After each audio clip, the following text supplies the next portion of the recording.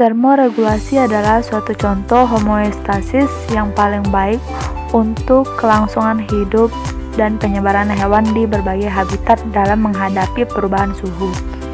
Termoregulasi juga dapat diartikan sebagai usaha organisme dalam rangka menjaga suhu internal tubuh dalam rentang yang dapat ditoleransi. Termoregulasi bergantung pada kemampuan menghasilkan dan melepaskan panas. Contohnya pada filum Annelida, pada cacing tanah. Habitat alami cacing tanah pada umumnya berada di tempat yang gelap dan lembab. Cacing tanah ini dapat hidup pada kisaran temperatur 5 derajat sampai 29 derajat.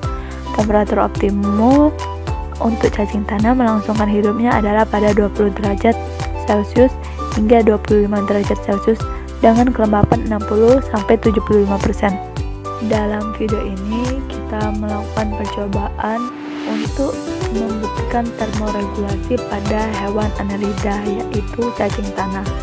Yang pertama yaitu percobaan dengan tanah kelembapannya sekitar 75% dengan suhu 20 derajat Celcius. Cacing tanah tersebut masih dapat bergerak. Bisa kita lihat di video ini, cacing tanahnya masih bergerak. Namun ketika pada kelembapan yang menurun sekitar 40% dengan suhu 30 derajat Celcius, cacing tanah mulai bereaksi seperti mengeluarkan cairan untuk melembabkan kulit terluarnya.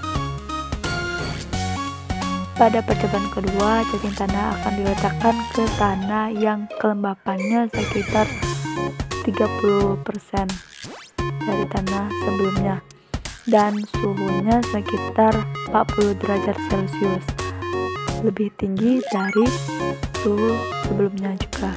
Dapat kita lihat bahwa cacing tanah ini tidak bisa mempertahankan tubuhnya ketika suhu yang sangat tinggi.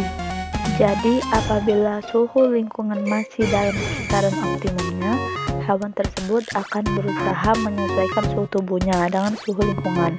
Namun bila di luar rentang optimumnya, hewan tersebut juga memiliki usaha, yaitu keluar dari lingkungan tersebut, atau hewan itu tidak dapat mempertahankan suhu yang ada di dalam tubuhnya, sehingga hewan tersebut akan mengalami kematian.